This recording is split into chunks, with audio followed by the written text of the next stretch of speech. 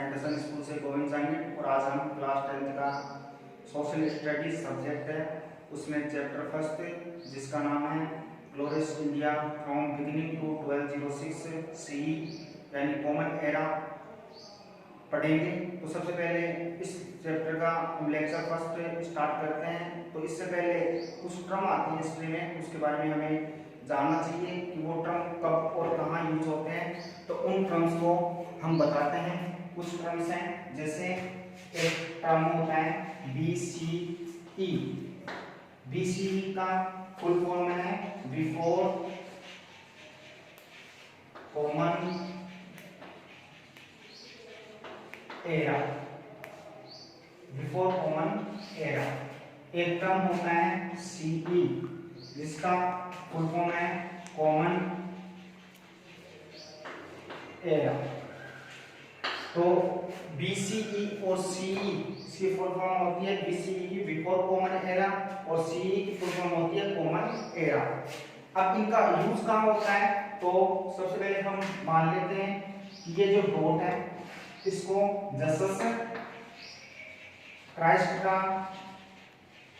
Birth मानते हैं और जीसस जो क्राइस्ट है उनके जन्म से पहले जो टर्म यूज होता है उस टर्म को कहते हैं BC और उनके टर्म के बाद में जो टर्म यूज होता है उस टर्म को कहते हैं CE। ठीक है, आफ्टर बर्थ। तो अगर हमें कोई कहे कि 450 BCE यानी 450 BCE यानी 450 बिफोर कॉमन एरा, यानी जो जीसस क्राइस्ट थे उनके जन्म से पहले 450 BC। तो हम क्या करेंगे, जो अभी ईयर चल रहा है, जैसे कौन सा ईयर चल रहा है 2020, इसमें हम 450 ऐड कर लेंगे। तो ये लगभग कितना हो जाएगा 2470 ईयर्स एगो।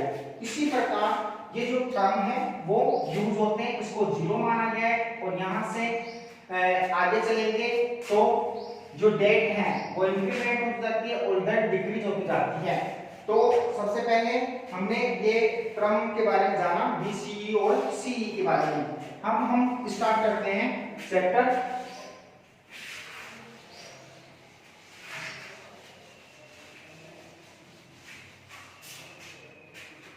चैप्टर का नाम है glorious India from beginning to 1206 CE common era.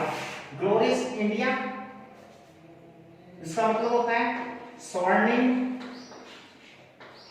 Bharat,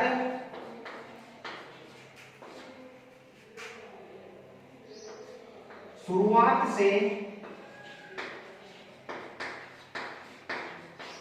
1206 ईस्वी सन तक।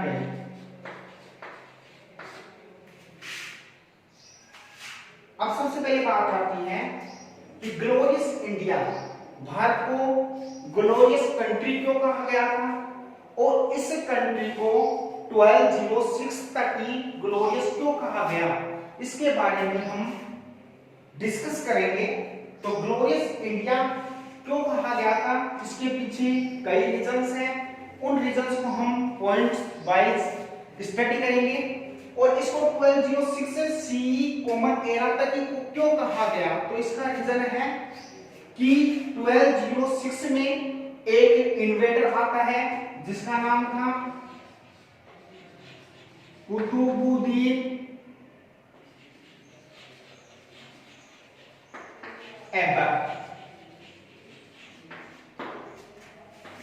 इसका जो टाइम पीरियड था या रूलिंग पीरियड हम कह सकते हैं 1206 से 1210 CE तक था।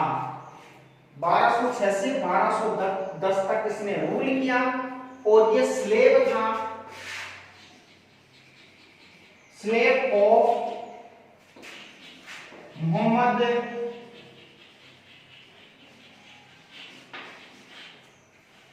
गोरी, स्लेव था मोहम्मद गोरी का। और इसके बाद में जो पीरियड स्टार्ट हो जाता है उसको पीरियड कहा जाता है दिल्ली सल्तनत पीरियड। इस पीरियड को कहा जाता है दिल्ली सल्तनत पीरियड। तो इससे पहले और इसके बाद में रिजल्ट क्या था, या कह सकते हैं इस समय भारत में मुस्लिम रूल एस्टेब्लिश हो गया था, और ये जो दिल्ली सल्तनत पीरियड है उसके बाद में सभी जो रूलर्स थे वो इन्वर्टर थे, फॉरेनर थे, और उन्होंने जो भी यहाँ पर आए थे उनमें से सभी ने भारत को एक्सप्लॉइट किया, भारत का शोषण किया, जिसके कारण भारत एक पुअर कंट्री बनता गया, गरीब देश बनता गया। तो हम पढ़ रहे हैं इसके बारे में, ग्लोरियस इंडिया के बारे में, और इसका रीजन क्या था कि ये 1206 सेंचुरी का ये ग्लोरियस क्यों था, तो इसके बारे में हमने देख लिया। अब नेक्स्ट देखते हैं इसके रीजंस, ग्लोरियस इंडिया क्यों कहा गया था भारत को। तो इसका फर्स्ट रीजन था, उसको हम इन जो भी रीजंस थे इसके उसको हम पॉइंट वाइज डिस्कस करेंगे। सबसे पहला पॉइंट है वर्ल्ड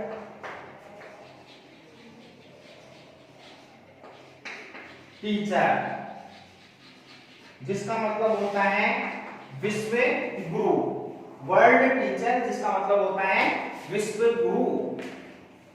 भारत ने विश्व के जो सभी देश है उनको कुछ ना कुछ दिया है।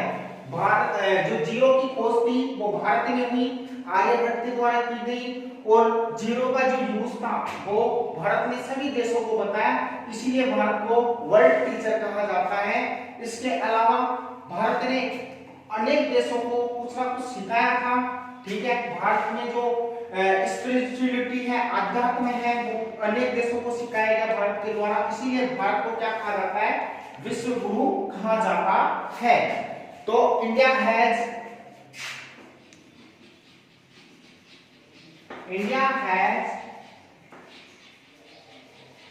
taught many things to the other countries, to the world, hence India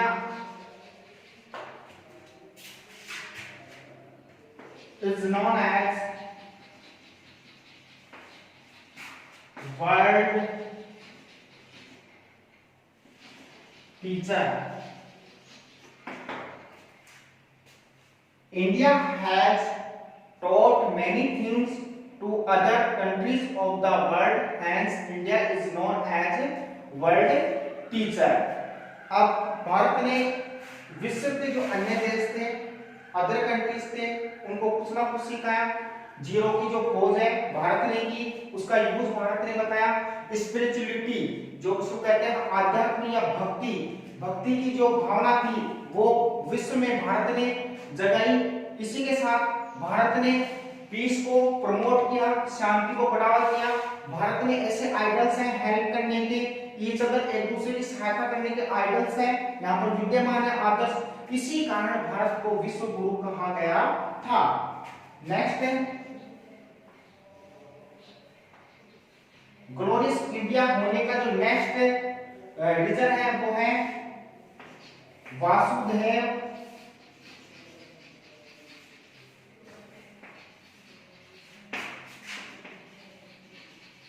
कुटुंबकम।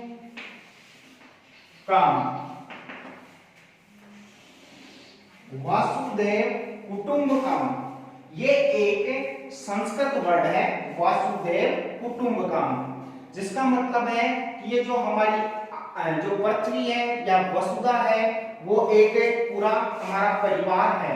यहाँ पर रहने वाले जो भी लोग हैं उन सबको हम एक परिवार के रूप में मानते हैं, ये हमारे आइडल्स में है। तो in our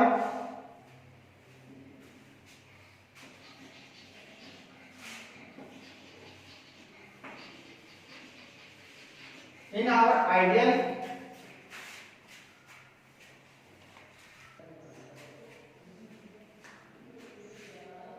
we is to accept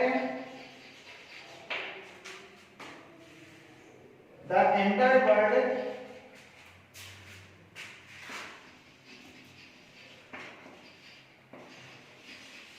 as a family, कि जो हमारे आदर्श है, आइडल है, उसमें इस पूरे विश्व को, एंटायर वर्ल्ड, पूरे विश्व को स्वीकार किया गया है एक फैमिली के रूप में, जिसकी फीलिंग से हमारे आइडल्स में, और वो फीलिंग है वसुधैव कुटुंबकम। तो फर्स्ट था रीजन भारत का ग्लोरियस होने का, वर्ल्ड टीचर। सेकेंड रीजन था वसुधैव कुटुंबकम। थर्ड रीजन है सर्वे भवन्तु सुखी में, सर्वे संतु निरामया। ये भी एक हमारे एंशिएंट इंडिया का एक आइडल है, एक आदर्श वाक्य है, सर्वे भवन्तु सुखिनः सर्वे सन्तु निरामया, जिसका मतलब होता है कि सभी सुखी होवे और सभी निरोगी होवे, सभी स्वस्थ हो। तो इसको भी हमारे आइडल्स में शामिल किया गया है, और ये आइडल है वो भी हमारे भारत को ग्लोरियस एंशिएंट टाइम में ग्लोरियस इंडिया के रूप में मनाता है। नेक्स्ट जो पॉइंट है,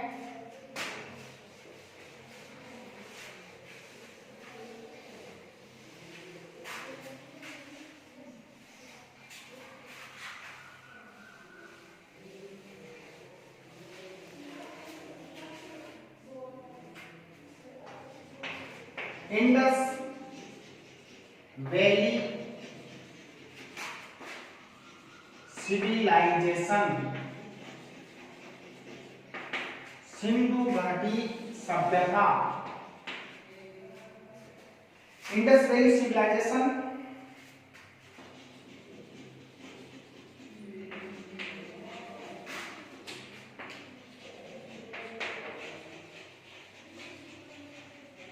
Indus Valley civilization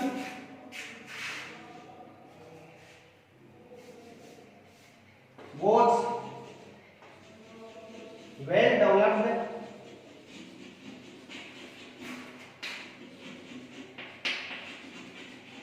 civilization in the ancient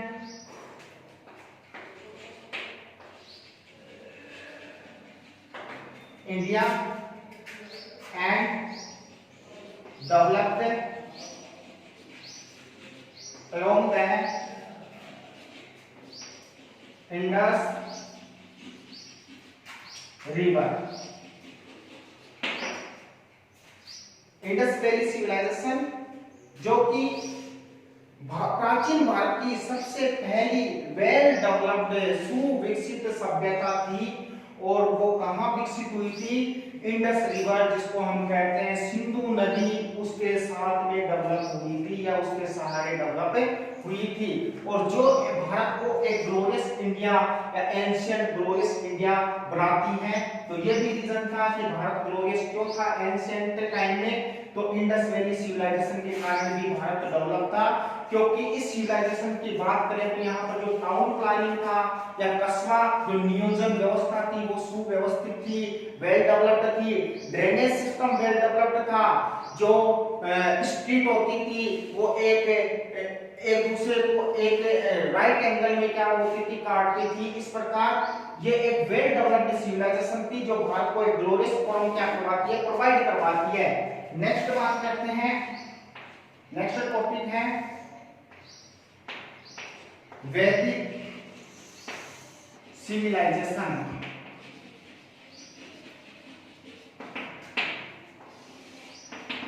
वैदिक civilization after the end of Indus Valley civilization, after the end of Indus Valley civilization, the Vedic civilization developed, the Vedic civilization developed in this period.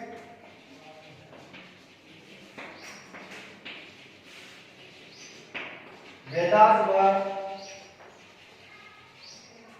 written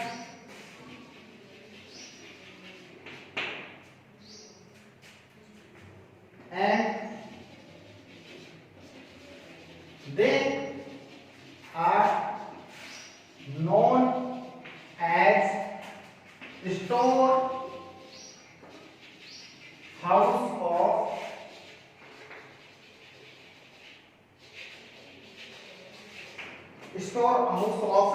knowledge. तो जैसे ही Indus Valley civilisation का अंत हुआ तो वहां पर next जो civilisation develop हुई थी उसका नाम था वैदिक सिविलाइजेशन, वैदिक सभ्यता। इस अवधि के दौरान वेदास कंपोज हुए, या कह सकते हैं वेद लिखे गए। वेद 4 हैं, ऋग्वेद, यजुर्वेद, सामवेद और अथर्ववेद, और उन्हीं को नॉलेज का स्टोर हाउस कहा गया या भंडार गृह कहा गया। तो जो भी नॉलेज हमें प्रोवाइड होता है वो वेदों से प्रोवाइड होता है। जितने भी हमारे जो भी ट्रेडिशंस हैं, परंपराएं हैं, रीति रिवाज है, उनमें जो भी कार्य संपादित किए जाते हैं रिचुअल्स के साथ में, उन सभी में जो मंत्रोच्चारण होता है उन सभी का जो उल्लेख है वो वेदों में मिलता है। तो वैदिक जो परंपराएं हैं उसी को हम अडॉप्ट करते आए हैं, पूरे विश्व ने भी इसको अडॉप्ट किया है, जिसके कारण हमारी जो सभ्यता है वो प्रोस्पर्स बनी और भारत को एक ग्लोरियस इंडिया कहा गया। नेक्स्ट जो पॉइंट है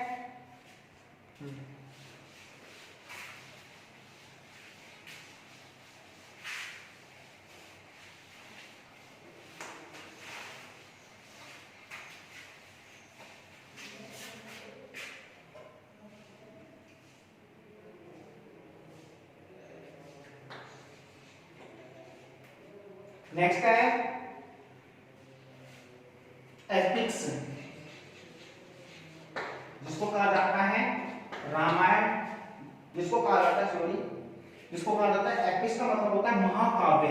जैसे रामायण है,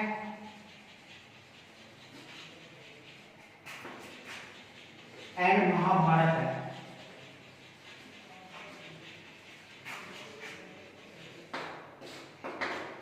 पूरे विश्व में रामायण और महाभारत को ग्रेट एपिक के रूप में माना गया है, महान महाकाव्य है, जिसकी रचना की थी रामायण की रचना की थी या रामायण लिखी गई थी महर्षि वाल्मीकि के द्वारा, और महाभारत की जो रचना की थी या महाभारत लिखी गई थी वेद व्यास जी के द्वारा। तो ये भी एक ये जो एपिक्स हैं रामायण और महाभारत ये एंशिएंट टाइम में लिखे गए थे, और ये भी हमारे भारत को एक ग्लोरियस फॉर्म प्रोवाइड करवाते हैं एंशिएंट पीरियड में। नेक्स्ट है आयरन टेक्नोलॉजी। तो हम जो ये पॉइंट स्टडी कर रहे हैं ये पॉइंट्स किसके बारे में, कि भारत का जो ग्लोरियस फॉर्म था एंशिएंट टाइम में वो क्यों था। तो इन जो पॉइंट्स हम स्टडी कर रहे हैं वो ग्लोरियस फॉर्म के रूप में स्टडी कर रहे हैं कि भारत को स्वर्णिम भारत क्यों कहा गया था, स्वर्णिम भारत क्यों कहा गया था। इन पॉइंट्स के बारे में हम डिस्कस कर रहे हैं। आयरन टेक्नोलॉजी, तो उसमें यूपी एंड बिहार, यूपी और बिहार में, यूपी का मतलब उत्तर प्रदेश और बिहार में आयरन यूज किया गया था वाइडली, या कह सकते हैं iron was widely used in Uttar Pradesh and Bihar, which change the physical life of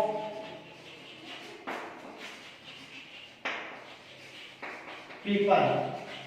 तो एंशिएंट टाइम में जो आयरन था वो वाइडली यूज होता था, या कह सकते हैं विस्तृत iron was widely used in Uttar Pradesh and Bihar which changed the physical life of the people of that time, कि उस समय के लोगों का जो फिजिकल लाइफ था या कह सकते हैं भौतिक जीवन था उसको पूरी तरह से चेंज कर दिया था आयरन टेक्नोलॉजी ने, जो वाइडली यूज थी या कह सकते हैं विस्तृत रूप से उपयोग में ली गई थी। कहां पर? उत्तर प्रदेश और बिहार में। नेक्स्ट है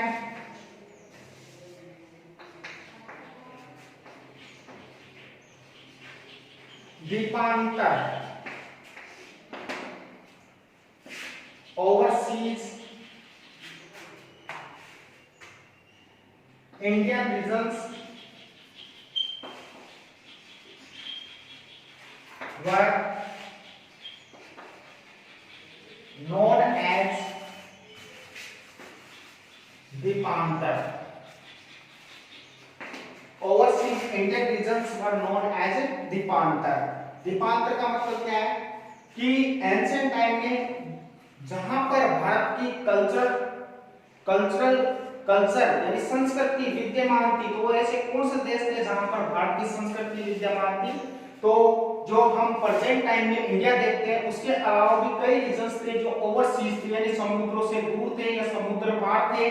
उन रीजन्स को द्वीपांतर कहा गया था, जैसे मलेशिया था, म्यांमार था, कोरिया था, फिलीपींस था, जावा था, बोर्नियो था। ये जो रीजन्स थे ये सभी अडॉप्ट करते थे इंडियन लिविंग ऑफ स्टाइल्स को, इंडियन कल्चर को, इंडियन ट्रेडिशन को, इसीलिए इन रीजन्स को द्वीपांतर कहा गया था और ये भी एक भारत को ग्लोरियस फॉर्म प्रोवाइड करवाता है। नेक्स्ट है गोल्डन बर्ड, जिसे कहते हैं सोने की चिड़िया। तो आप सबको पता है भारत को, आपने सुना भी होगा ये नाम गोल्डन बर्ड, सोने की चिड़िया क्यों कहा जाता था? क्योंकि भारत में जो वेल्थ या कह सकते हैं धन संपदा थी वो बहुत ज्यादा यहाँ पर विद्यमान थी। यहाँ पर ये जो हमारी जो कंट्री थी वो रिसोर्सफुल थी, संसाधन पर्याप्त मात्रा में थे। उन संसाधनों को हम यूज करके हम हमारे भारत को क्या कर रहे थे, एक प्रगति की दिशा में लेके जा रहे थे। लेकिन कुछ इन्वेडर्स ने यहाँ पर आक्रमण किया और हमारे भारत को एक्सप्लॉइट किया, जिसके कारण ये जो देश था वो धीरे धीरे जो इसकी जो इकोनॉमिक स्टेटस थी वो धीरे धीरे गिरती गई और ये भारत एक गरीब देश बन गया। लेकिन एंशिएंट टाइम में इसका ग्लोरियस फॉर्म होने का रीजन था इसमें यहाँ पर रिसोर्स बहुत पर्याप्त मात्रा में थे, यहाँ पर वेल्थ पर्याप्त मात्रा में थी, ट्रेड इंडस्ट्री या कॉमर्स कह सकते हैं सभी जो थे वो प्रोग्रेस्ड फॉर्म में थे, प्रगति के रूप में थे, इसीलिए भारत को गोल्डन वर्ल्ड कहा गया था। तो इन ancient time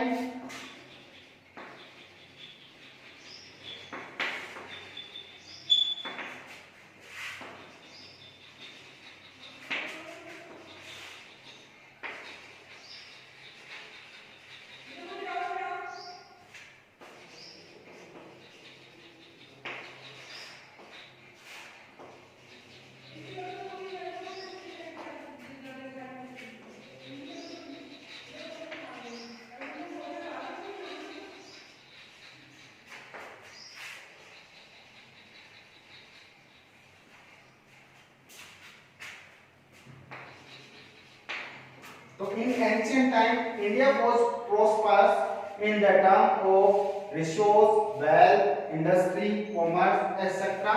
Hence, it is called the golden world. तो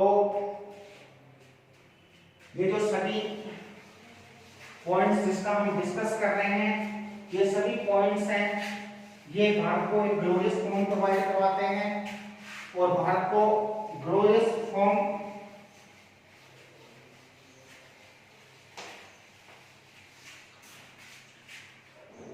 नेक्स्ट जो पॉइंट्स हैं जनपद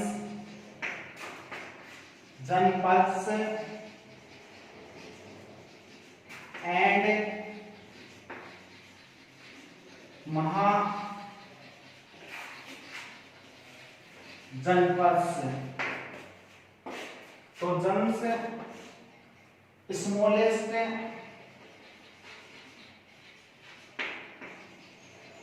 यूनिट ऑफ पीपल, लोगों की जो सबसे छोटी इकाई थी, या कह सकते हैं जो लोग एक जगह रहते थे उनकी जो स्मॉलेस्ट यूनिट थी उसको जन कहा गया था। जब इस स्मॉलेस्ट यूनिट में साइज में इंक्रीज हुआ तो ये जो स्मॉलेस्ट यूनिट थी वो क्या बन गई, ये इसने फॉर्म बना लिया जनपद का। और जब जनपद के साइज में इंक्रीज हुआ तो फॉर्म बन गया महाजनपद।